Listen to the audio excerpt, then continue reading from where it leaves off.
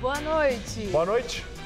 Ex-diretor da Petrobras, Nestor Severo, preso ontem, presta depoimento e contesta acusações. Caixa Econômica Federal anuncia aumento de juros nos financiamentos de imóveis. Cada vez mais gente procura os hostels como uma opção econômica de hospedagem em São Paulo. Incêndio atinge shopping popular com mais de 200 boxes na região da 25 de março. Donos de restaurantes reclamam da falta de água e de luz e sofrem para manter o atendimento. Papa Francisco condena os ataques terroristas em Paris, mas critica insultos às religiões.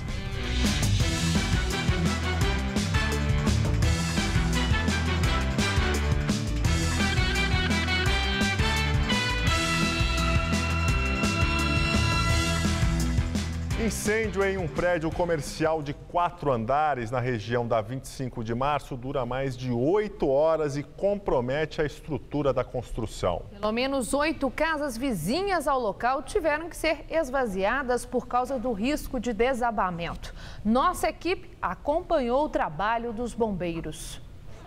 A comerciante, que tem um box no prédio, estava dormindo quando recebeu a notícia. Eu recebi uma ligação de uma pessoa que trabalha aqui me avisando que tinha pegado fogo. Aí eu vim correndo, aí eu cheguei aqui e estava moderado, estava na parte de baixo, estava moderado.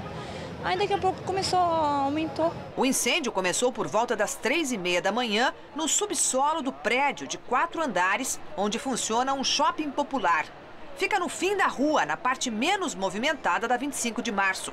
Ninguém se machucou. O vigia percebeu o fogo e chamou os bombeiros.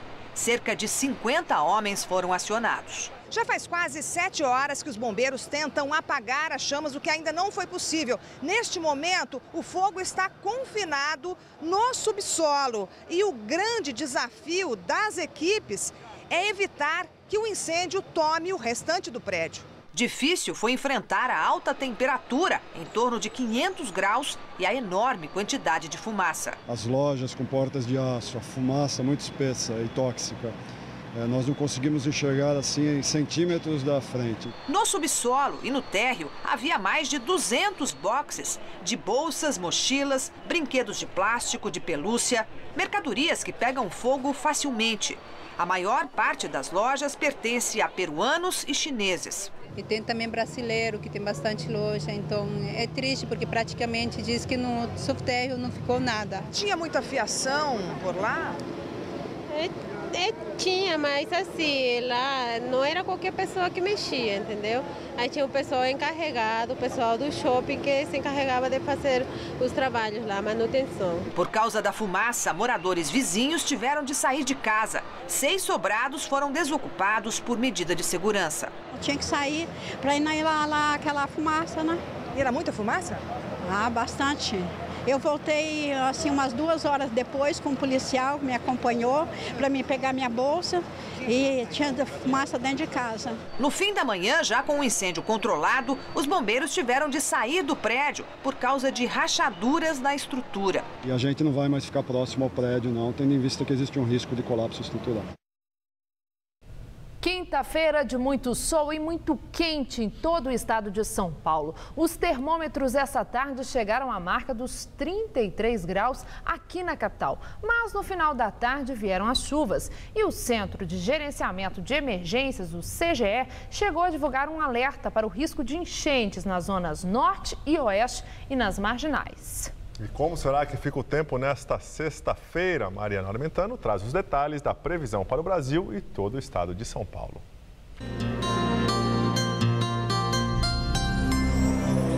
A sexta-feira promete temperaturas altíssimas e pancadas de chuva em praticamente todo o país. O tempo só fica firme sem nenhuma gota de chuva entre o Rio de Janeiro, Espírito Santo, parte de Minas Gerais e do interior nordestino. Nas outras áreas do país, o predomínio é de tempo abafado, por isso pode chover forte. Os maiores volumes de chuva são esperados para essa área escura do mapa, entre o Acre, Amazonas, Rondônia e Pará. O dia começa quente, já com 23 graus no Rio de Janeiro e 24 em Aracaju. À tarde, as temperaturas disparam e chega a fazer 31 graus em Salvador, 32 em Cuiabá, 33 em Curitiba e 36 graus na capital fluminense. Aqui em São Paulo, apenas o norte do estado não terá chuvas amanhã. Nas outras áreas, o dia vai ser típico de verão. Temperaturas altas, predomínio de sol e pancadas de chuva entre a tarde e a noite, que podem ser fortes em alguns momentos, mas acontecerão de forma rápida e pontual. O calorão vai continuar. A máxima vai aos 35 graus em Presidente Bernardes, em Araçatuba, 36 em Votuporanga, 36 graus também na cidade de Araraquara e na faixa leste as temperaturas vão ficar na casa dos 33 graus no litoral.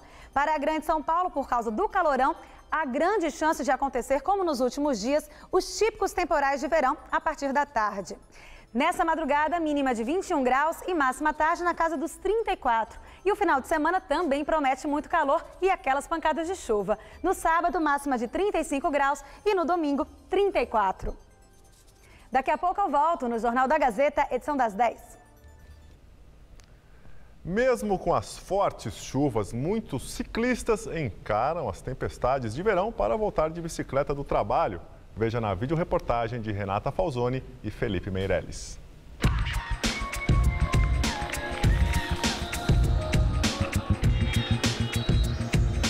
Em plena ciclovia da Avenida Faria Lima, tempestade, nós viemos justamente ver como é que os ciclistas fazem quando chove na cidade.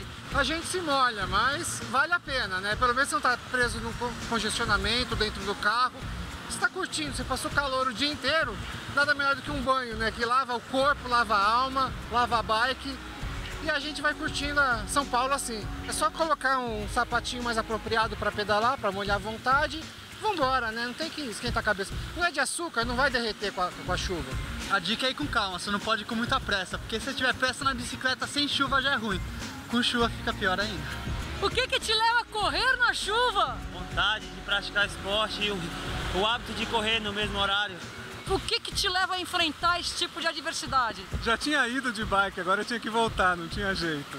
Achei que ia dar tempo, essa é a verdade. Eu evito, eu não saio na chuva, mas eu fico pronto se ela aparecer de repente. Se não tivesse vento, tava melhor, mas a chuva em si não tem problema, assim. Com vento, sim, você pedala mais devagar, tem que tomar mais atenção quando você vai frear, tudo. Os carros também, às vezes, não te vêm direito por causa da chuva. Uma iluminação boa, capacete, luva, o básico. E cuidado, né? E como é que é a tensão de passar por debaixo dessas árvores mambembes? A gente vai curtindo na fé, né? Porque o negócio é ter fé que não vai dar nada, assim. A gente toma cuidado, fica de olho, ali tá caindo uma arvorezinha ali agora. Mas a gente acredita que vai dar tudo certo e vambora. Mas o nível do sistema Cantareira continua caindo. É o quarto dia seguido no mês de baixa no índice do reservatório. Mesmo com as chuvas de ontem, o nível do Cantareira baixou 0,1 ponto percentual e passou a operar hoje com 6,2% de sua capacidade total.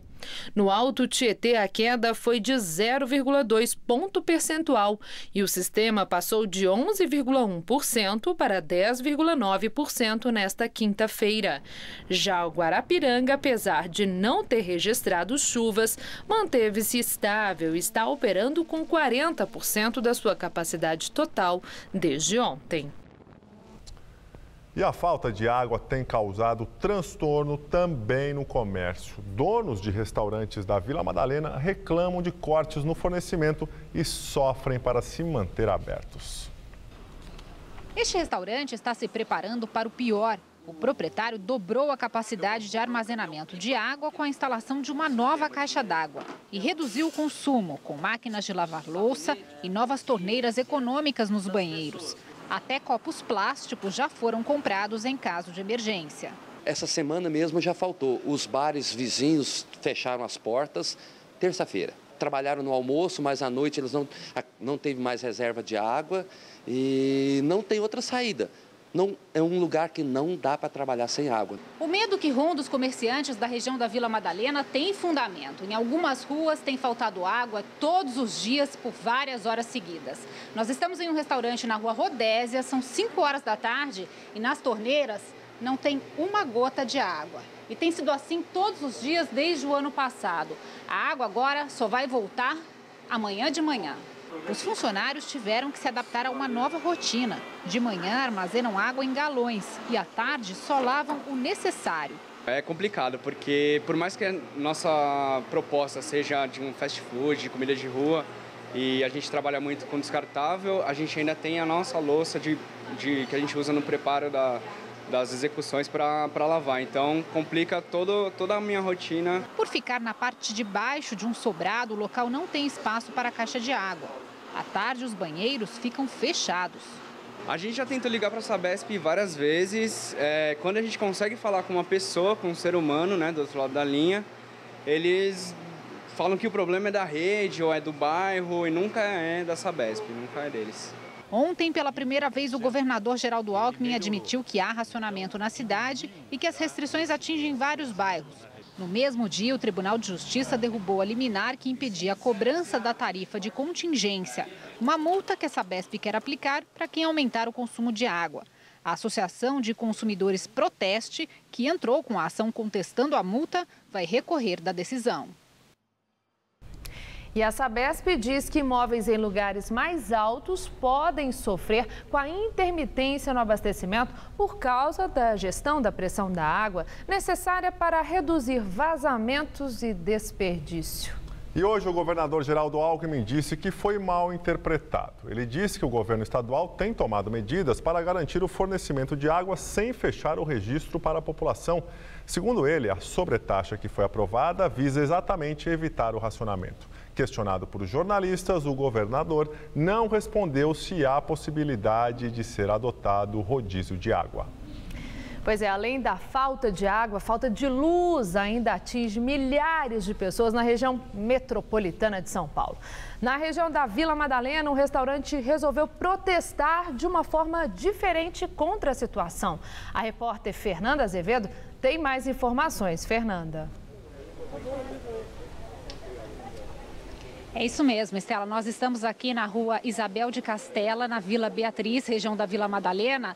E os moradores aqui dessa rua e várias quadras estão sem luz desde as 5 horas da tarde de ontem. Aí o dono desse restaurante resolveu trazer a comida para o lado de fora, né? Fazer um churrasco aqui na calçada. Tem vários tipos de carne, tem saladas também. Pagando R$60, os clientes comem à vontade. Aí eles sentam aqui nessa área aqui mais verde, reservada, para bater um papo. Eu vou conversar com o André Mifano, que é chefe de cozinha, dono do restaurante, para saber por que você resolveu protestar desta forma. Assim, é uma ideia de um protesto bem humorado, é isso?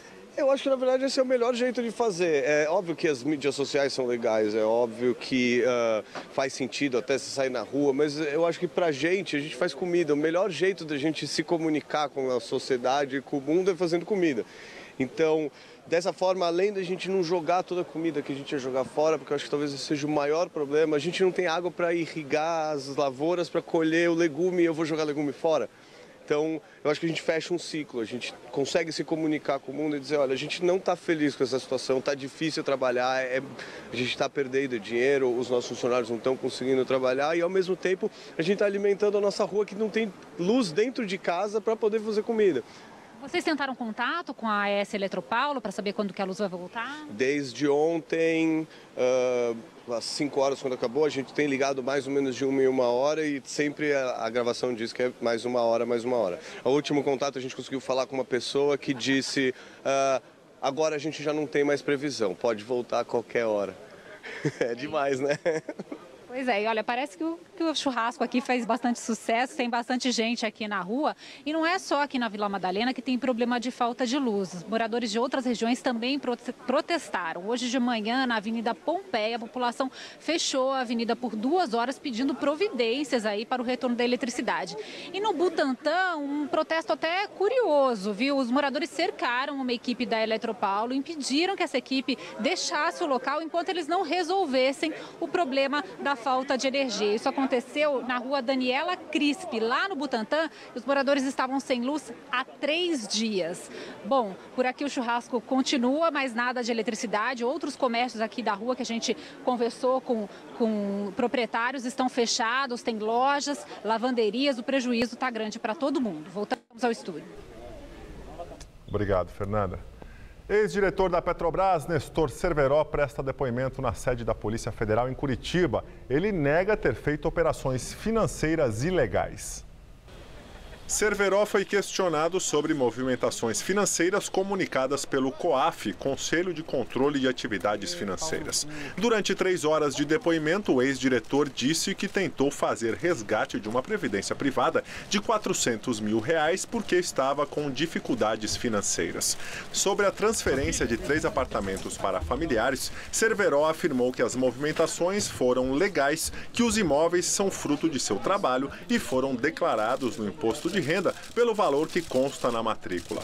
Cerveró está preso desde ontem. Segundo o Ministério Público Federal, o mandado de prisão preventiva foi cumprido, pois há indícios de que o ex-diretor continua a praticar crimes, como a tentativa de blindar o patrimônio, adquirido de forma duvidosa, supostamente com dinheiro de propina. Cerveró foi diretor da área internacional da Petrobras de 2003 a 2008. Ele é acusado de participação em crimes investigados pela Operação Lava Jato. O advogado de Nestor Cerveró já protocolou na Justiça um pedido de habeas corpus para seu cliente. E em entrevista ao canal de televisão Globo News, o ministro de Minas e Energia, Eduardo Braga, garantiu que a presidente da Petrobras, Graça Foster, vai continuar à frente da estatal. Segundo Braga, é Graça quem vai comandar o processo para acabar com a corrupção na empresa. Na entrevista, o ministro disse ainda que se há alguma coisa positiva em meio ao escândalo de corrupção na Petrobras, é que a empresa ficou blindada com relação à indicação política. Ele afirmou que isso não vai acontecer mais. E agora vamos ao comentário de política com José Neumann e Pinto. Você acredita nisso? Pelo amor de Deus, isso é o país dos cínicos, né? O advogado Nestor Cerveró, no momento em que ele foi preso, disse que se o Nestor Cerveró estava sendo preso porque transferiu imóveis para parentes, no caso filhos, etc., a presidente da Petrobras, Graça Foster, também deveria estar presa pelo mesmo motivo. Ela transferiu imóveis para os filhos. Isso é público e notório. Há uma diferença que o advogado passou por cima. Nestor Cerveró é réu. Graça Foster não é ré. Só que o Nestor Cerveró também não está com os bens bloqueados. Ele pode movimentar os bens, como a Graça pode. Acontece que a Graça Foster é presidente da Petrobras. A empresa está na maior crise da história e é protagonista do maior caso de corrupção da história. Então não dá para prender a Graça Foster porque ela vendeu uma casa lá para um filho.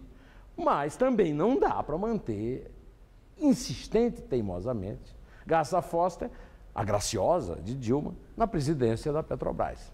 Afinal de contas, você e o Zé Manela da favela sabe muito bem que ninguém fica transferindo imóvel à toa, nem para filho.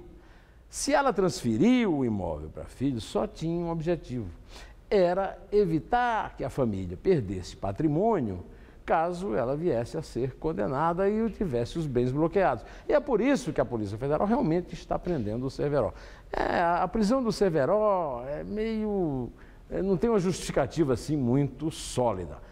Mas a manutenção da Graça tem, é a insistência de Dilma de mantê-la lá e mantê-la como anteparo para evitar ela própria ser atingida pela crise, né? Afinal de contas, o Moreira Franco não ficou no Ministério da Aviação porque cometeu a estupidez de falar que a Graça Foster deveria sair, como antes já tinha falado o procurador Janot.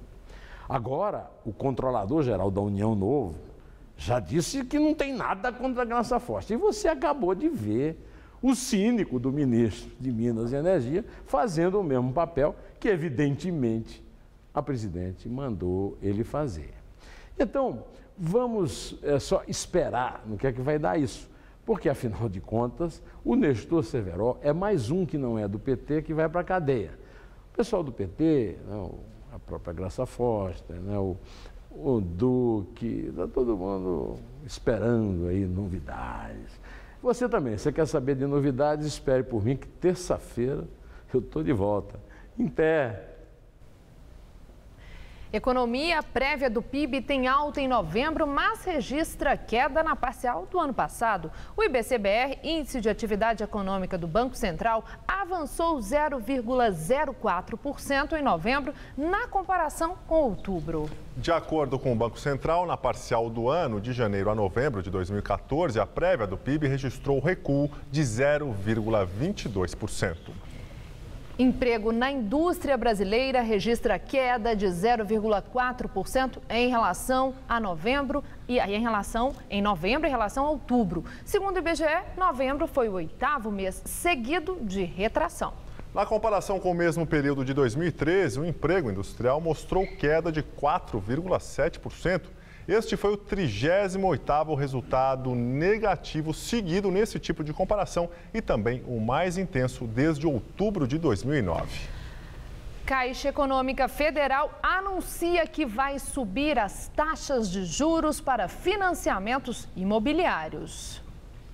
A decisão reforça o discurso da nova equipe econômica de redução de subsídios do governo federal e de ajuste fiscal. Com o aumento nas taxas de juros do financiamento imobiliário, os juros dos demais bancos e o ritmo de atividade na construção civil também devem ser impactados. A Caixa ainda não divulgou uma data para mudança na tabela, mas alguns corretores acreditam que ela acontecerá a partir de fevereiro.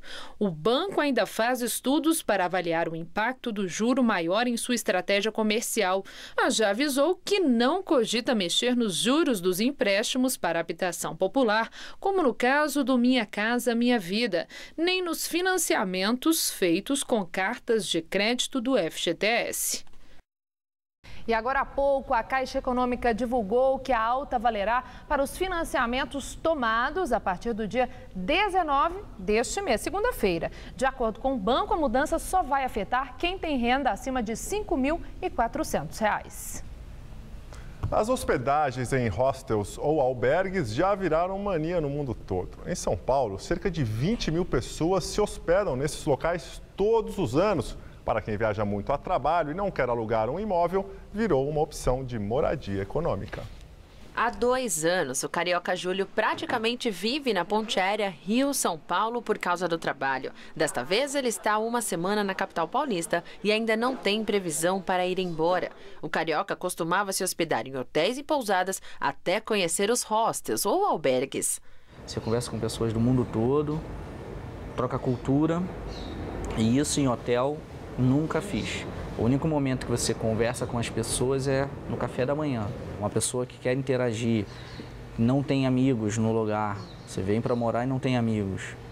O hostel é perfeito para fazer as amizades, o custo baixo. Júlio chegou a cogitar a proposta de alugar um imóvel em São Paulo, mas a burocracia de documentação logo o fez mudar de ideia. Você não consegue alugar um imóvel sem apresentar N comprovações, fazer um seguro que não é seguro para você, enfim, que acaba saindo caro. Para alugar um imóvel, a pessoa precisa apresentar RG, CPF, comprovantes de renda e de residência, além de indicar uma forma de garantia, como fiador, sem contar os longos contratos de locação. Para quem viaja muito, o orçamento fica pesado e o albergue acaba se transformando numa ótima solução. Os números de 2014 ainda não foram divulgados, mas em 2013, mais de 19 mil pessoas se hospedaram em albergues aqui na capital, entre brasileiros e estrangeiros. E uma nova tendência dos últimos anos é prestar serviços no próprio local para bancar a hospedagem. É o caso de Nathalie. A paraguaia de 22 anos acaba de chegar ao Brasil para passar um mês em São Paulo. Antes mesmo de escolher o alojamento, ela já tinha decidido ser voluntária. Eu ajudo na casa, por exemplo, limpar, pintar as paredes, coisas assim, trabalhinhos assim. O custo é praticamente zero. Ela trabalha em troca de moradia e alimentação. E depois, na tarde, eu tenho livre. Eu posso ir à cidade, visitar museus, fazer qualquer coisa. A proprietária do local, Denise, conta as vantagens para os dois lados. Que são pessoas que sabem o conceito do hostel, estão aqui dispostas a trabalhar de um jeito empolgado e sempre com energia e novas ideias. E para mim ajuda muito, né? Além de cortar alguns custos que eu tenho, tem sempre alguém na casa, alguém disposto a ajudar. E agora as notícias do esporte com Estela Gontijo e Celso Cardoso. O Corinthians faz hoje sua estreia na temporada. E o jogo marca a reestreia do técnico Tite no comando da equipe, Celso Cardoso. Estela, o treinador que conquistou os principais títulos da história do clube, está de volta. Depois de uma semana de treinos na Flórida, nos Estados Unidos, chegou a hora de o Corinthians entrar em campo. O jogo é contra o Colônia da Alemanha, 10h30 da noite, horário de Brasília. Há uma semana treinando em Orlando, nos Estados Unidos, ninguém duvida que o Corinthians está aproveitando muito bem a pré-temporada na terra do Mickey, não é? Sim!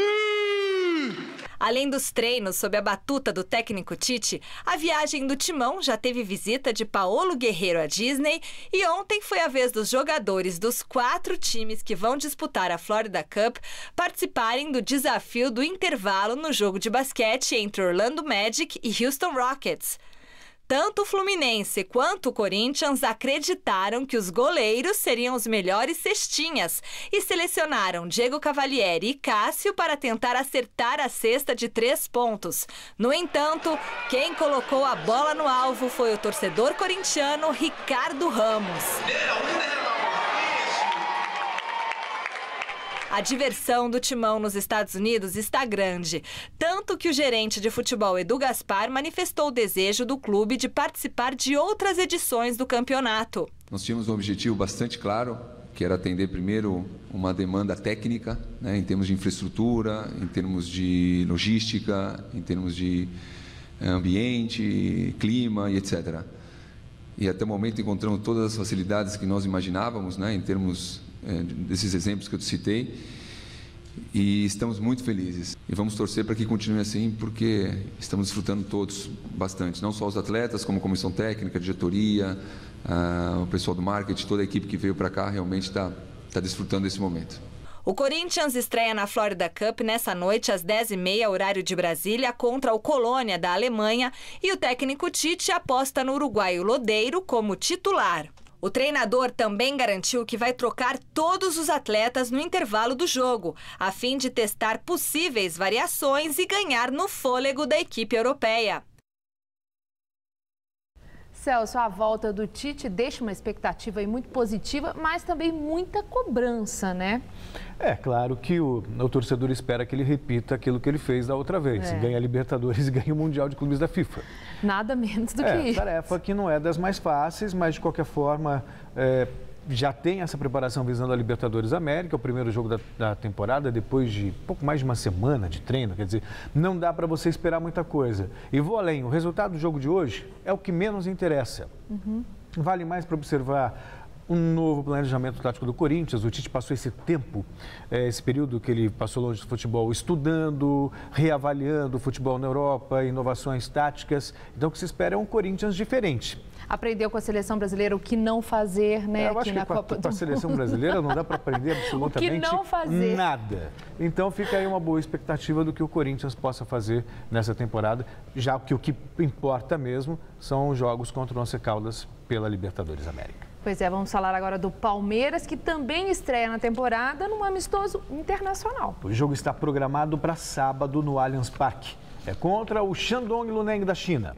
Cerca de 20 mil ingressos já foram vendidos e o Palmeiras mantém a rotina de apresentar novos reforços. Hoje foram mais 2. A máquina de contratar continua a todo vapor. Dudu, Alan Patrick e Robinho treinam e aguardam a apresentação oficial. O zagueiro Jackson, ex-Goiás, acertou o contrato de 1 ano. E nesta quinta-feira, mais 2 atletas vestiram a camisa alviverde. O primeiro reforço é no ataque. Rafael Marques não quer prometer gols. Talvez tenha a responsabilidade de substituir Henrique, um dos artilheiros do último Brasileirão. Você se dedicando, acho que os gols vão sair conforme a situação do jogo. O jogador já trabalhou com o técnico Oswaldo de Oliveira no Botafogo. O segundo reforço é um zagueiro, um setor onde o técnico Oswaldo de Oliveira está cheio de opções. Vitor Ramos terá a concorrência do argentino Tóbio, de Vitor Hugo, Jackson, Wellington, Natan e por aí vai. É importante é uma briga sadia e ter essas opções, esse leque de opções para o professor Oswaldo é sempre importante. Pois é, enquanto o Palmeiras já apresentou 14 reforços, o São Paulo apresenta números mais modestos, viu? A diretoria São Paulina anunciou 6 atletas para reforçar o grupo nesta temporada. E hoje, um antigo conhecido da torcida, mas ainda jovem jogador, foi apresentado. O São Paulo nunca abandonou o atleta com berço tricolor e o ajudou financeiramente até que a justiça alemã finalmente o liberasse no dia 13 de dezembro do ano passado.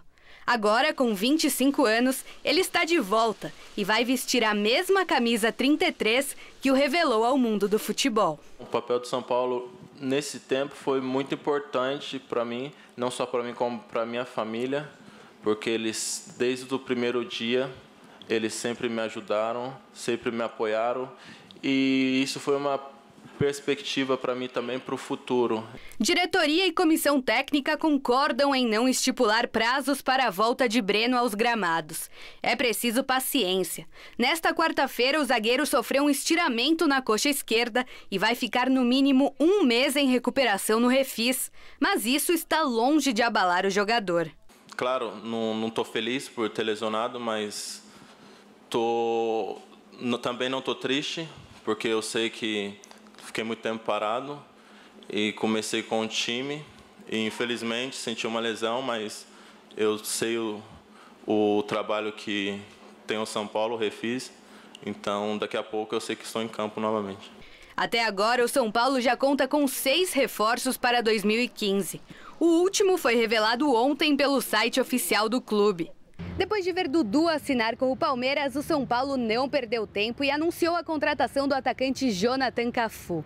O jogador da Ponte Preta chegou a estar na mira do Palmeiras, mas a equipe alviverde acabou desistindo do negócio. Cafu assinou com o São Paulo por 3 temporadas e chega como uma espécie de encomenda especial de Muricy Ramalho para o sistema ofensivo.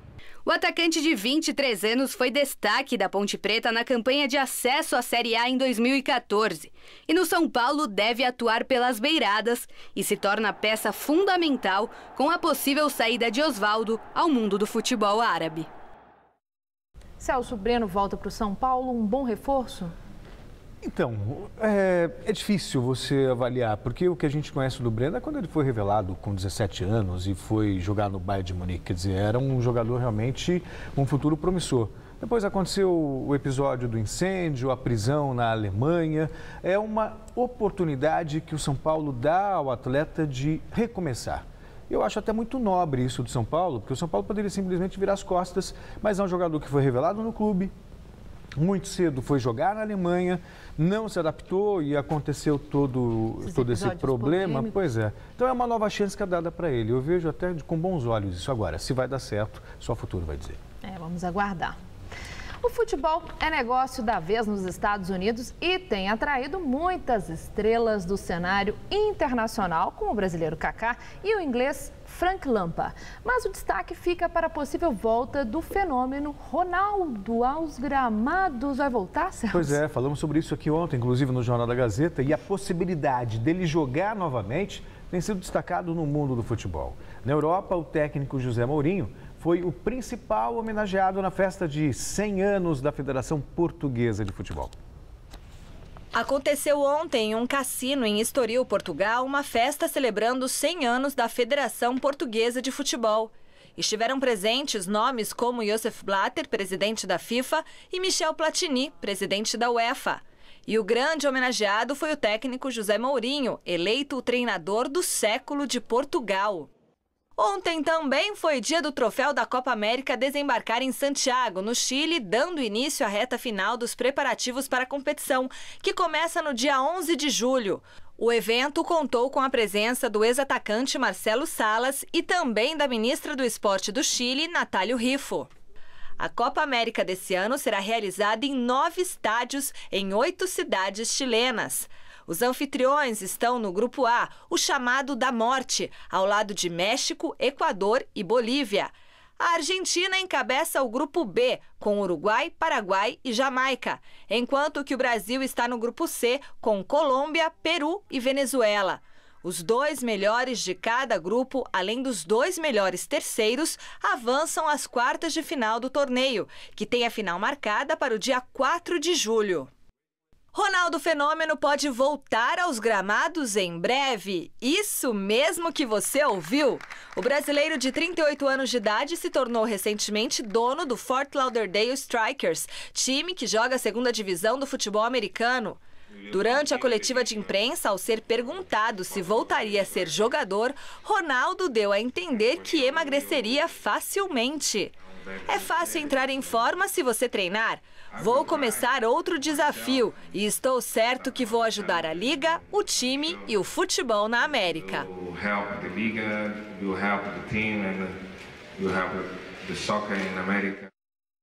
A gente viu aqui no Corinthians como é fácil emagrecer. É muito difícil, né? Até amanhã, Estela. Mas a gente torce pelo Ronaldo, claro, né? Muito obrigada, Celso. É com você, Gabriel. Operação contra terrorismo deixa mortos na Bélgica.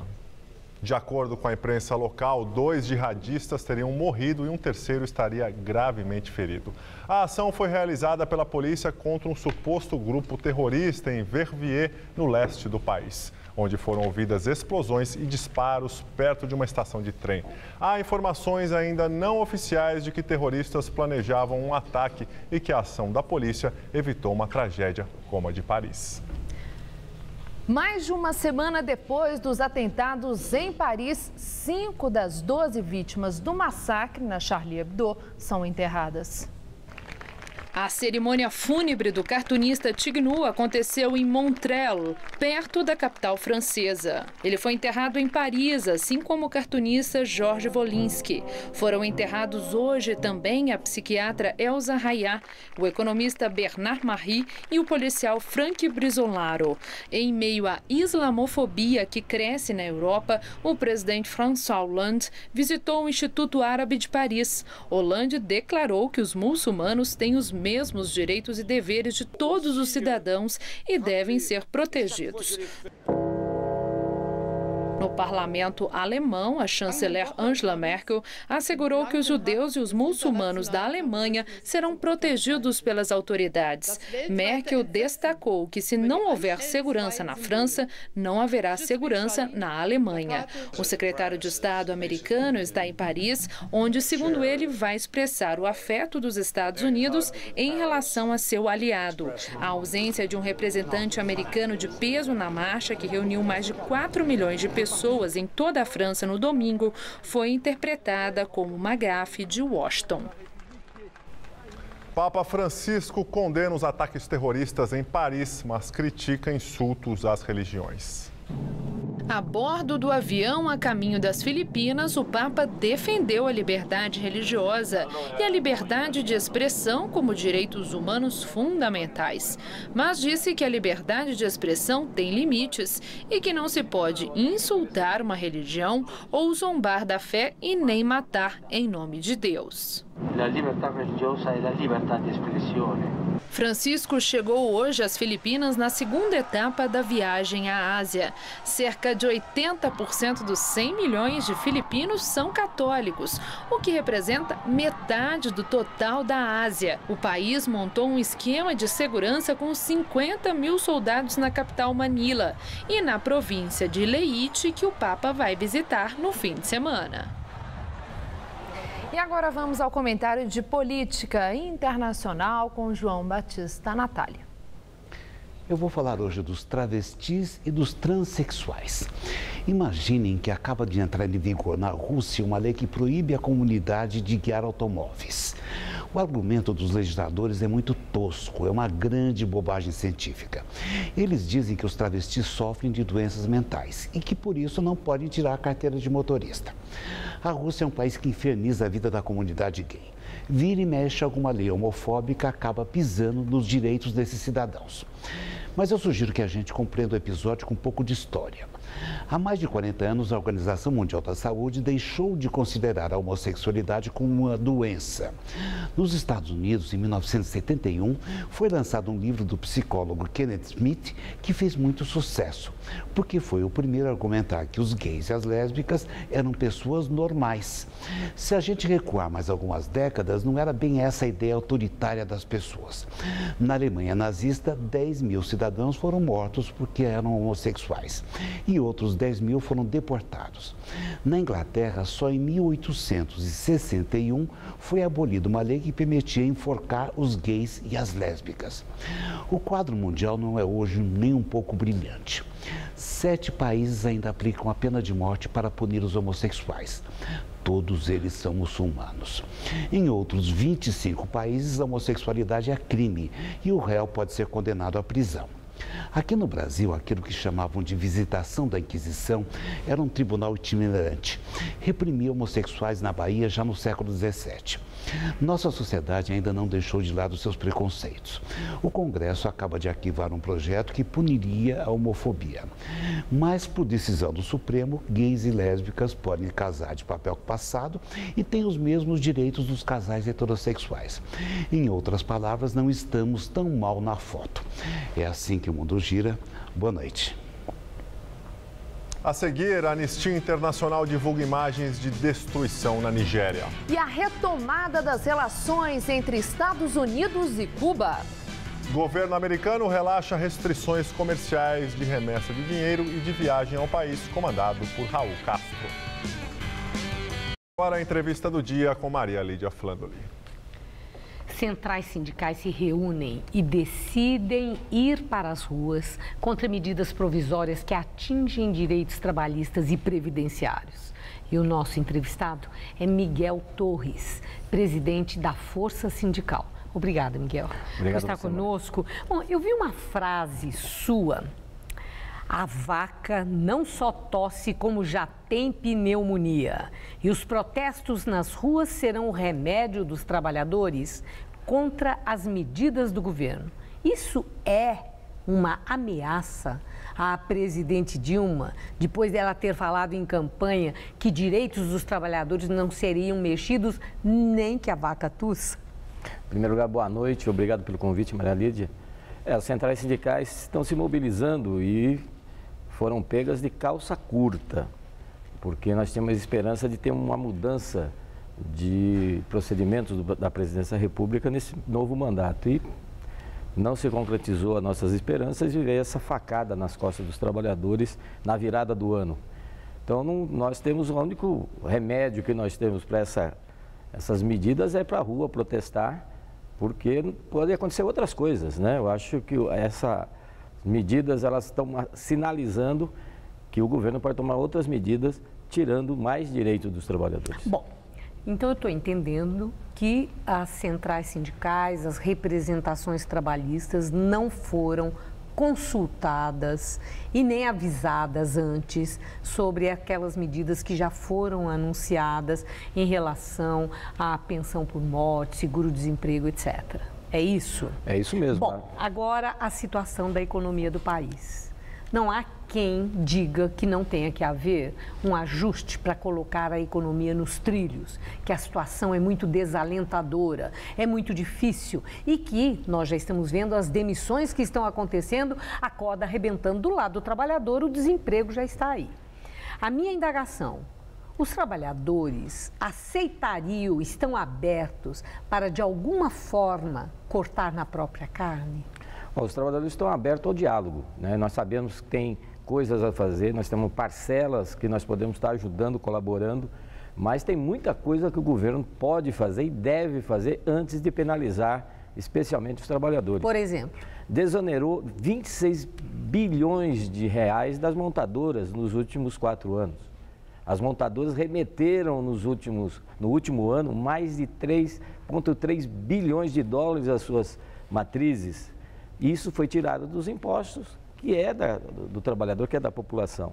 Tem a desoneração dentro do FAT, que é onde que tem o dinheiro do trabalhador, que paga o seguro-desemprego, que paga o PIS, desonerado em 11 bilhões de reais em benefício de setores da economia. E nessa hora que tem que fazer o ajuste, vem tirar direitos dos trabalhadores. Agora, em relação à Previdência Social, há uma preocupação muito grande por muitos fatores sobre a situação da Previdência, de a coisa explodir mais à frente, principalmente com a questão do aumento da longevidade, né? E tornar insuportável para o sistema. O sistema não precisa ser atualizado, mexido, para poder pagar os benefícios que o trabalhador realmente tem direito ao final, no momento mais difícil da vida, que é depois de aposentado, ou quando está doente, ou quando perde um ente querido numa viuvez?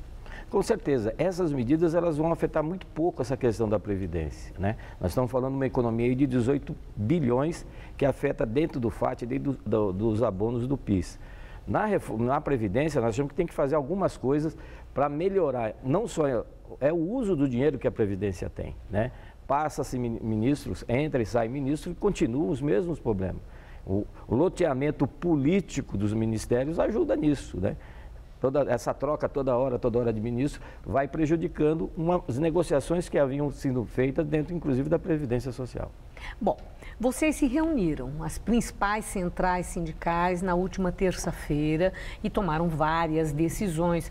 Eu gostaria que você nos dissesse, assim, primeiro, nessa reunião, há um consenso? A CUT está junto com a Força Sindical? Porque vocês vivem se bicando. Então, agora, nesse momento, vocês estão unidos? Estamos. Nós temos uma unidade de ação entre as centrais sindicais que foi muito importante nesses últimos anos no país. E nós conseguimos, apesar da última campanha eleitoral, manter essa unidade de ação pós-campanha. Então, tivemos a reunião na sede da CUT, por exemplo, e conseguimos tirar medidas que vamos estar fazendo nos próximos dias. Uma foi a nota exigindo a revogação imediata das medidas. E aí, houve alguma resposta ou é silêncio? Não, silêncio. Nós temos uma reunião marcada com 4 ministros do governo já na segunda-feira, né? Vocês vão a Brasília? Não, eles vêm em São Paulo. Olha. É lógico que eles vão querer vir aqui dar uma enquadradinha no nosso movimento sindical, mostrar que não é perda de direito, que é ajuste. Mas nós não estamos convencidos disso. A nota foi até para dar essa resposta. Um segundo ponto, nós vamos fazer uma ação rápida no dia 28 de janeiro, de manifestação em defesa dos direitos de emprego, que também o desemprego começou. O que é essa ação? Vocês vão para a rua? Vamos para a rua. É o quê? Passeatas, manifestações. É um dia de manifestação no Brasil todo, que vai ter assembleias estendidas nas fábricas, alguma passeata em algum outro lugar, e se preparando para uma marcha que nós vamos fazer em fevereiro, no final de fevereiro, dia 26 de fevereiro, no Brasil, caminhando pelas principais capitais e também com uma delegação em Brasília. Todas as centrais unidas? Todas as centrais unidas, essa é a unidade das centrais, também é muito importante. Então, eu acho que até essa medida que o governo fez e, na nossa opinião, traiu os trabalhadores, serviu para também unir cada vez mais as centrais sindicais. Agora, vocês enxergam, assim, com clareza, o que nesse momento de ajuste, de apertar os cintos, de corte de gastos, da ameaça do desemprego, da produção do país estar no ponto em que está, o chão de fábrica, né? Como é que não está produzindo, não está vendendo, o comércio também numa situação semelhante. Vocês veem com clareza o que seriam medidas alternativas e que os trabalhadores poderiam ter aí uma abertura para aceitar uma parte do, aspas, sacrifício? Olha, é muito difícil falar em corte para os trabalhadores. Essas medidas vão atingir basicamente trabalhadores que ganham, a sua grande maioria, até 2 salários mínimos, né? Então, é muito feroz essa medida que atinge os trabalhadores nesse momento. Nós estamos abertos ao diálogo, podemos estar trabalhando, achando alternativas que possam minimizar vamos dizer, essas questões que a Previdência está levantando, que o FAT está levantando, de ajustes. Mas não pode ser nessa maneira que foi feita, uma maneira totalmente de cima para baixo, penalizando aqueles que mais precisam, que são os trabalhadores. Na questão da indústria, nós estamos favoráveis que o governo faça imediatamente uma autocrítica e implemente uma política realmente industrial para esse país. O que se faz hoje com o empresário nacional também é um crime, né? Se liberam as exportações, não tem investimento, aumenta-se os juros, tiram-se as linhas de crédito, né? Inviabilizam o negócio. Lógico que o empresário, não mantendo a sua indústria, o seu negócio, não vai contratar, o que está contratado vai mandar embora e aí vira uma bola de neve que a gente sabe que onde que vai dar. De novo no trabalhador. A minha última questão não é sobre esse momento. Vocês já estão com 2 datas, 28 de janeiro e 26 de fevereiro, isso. Certo? Para um clamor que leve a população às ruas, os trabalhadores, para cobrar essa atenção que você expôs. Mas a minha última indagação é: por que as centrais sindicais não se uniram como estão se unindo agora, na época das denúncias de corrupção, de desvio de dinheiro público, na fase do mensalão, agora da tal da Petrobras, essa coisa que o Ministério Público está chamando a atenção e dizendo que continua, que é muito grave? Por que houve um silêncio por parte da representação, não houve esse mesmo vigor, esse interesse na defesa do dinheiro que é de todos, é dinheiro público? O que aconteceu? Nós se manifestamos muito, Maria Lídia. Nós fizemos atos em frente à Petrobras, nós fizemos atos aqui em São Paulo diversas vezes. Mas eu digo assim, desse porte que vocês estão fazendo agora. Mas é que não deram a divulgação.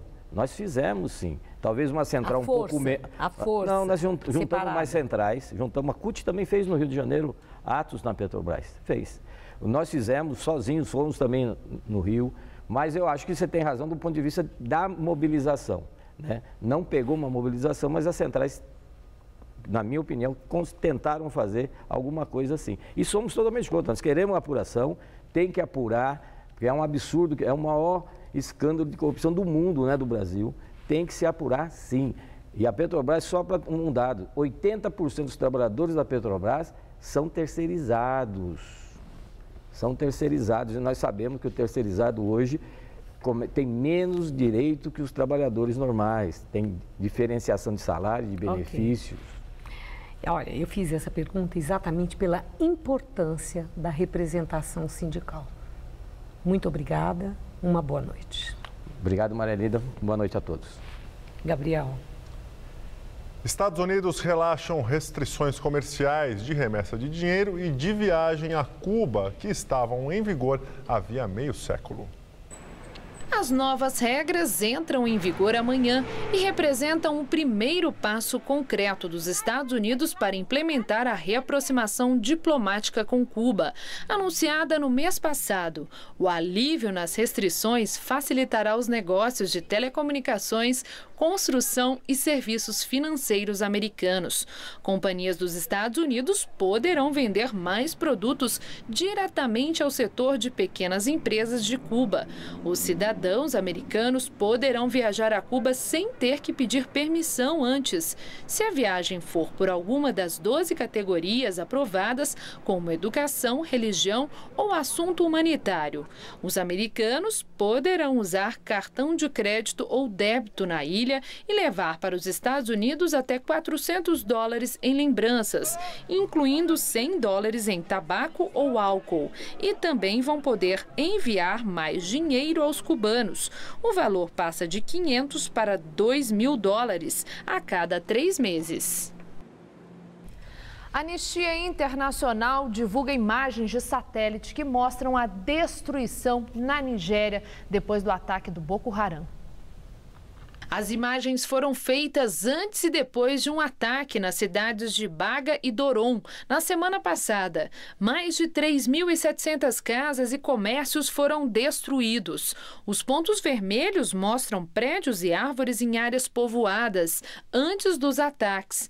Nas fotos feitas depois do massacre, o vermelho se transformou em cinza, mostrando as áreas arruinadas pelos fundamentalistas islâmicos.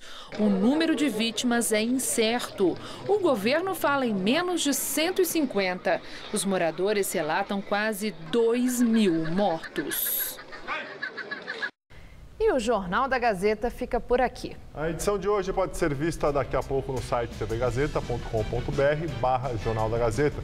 Eu volto com mais notícias no Jornal da Gazeta, edição das 10. Até já. Amanhã eu volto às 19 horas. Uma excelente noite para você. Fique bem e até lá. Hoje, 10h30 da noite, confira mitos e verdades sobre gestação no Todo Seu.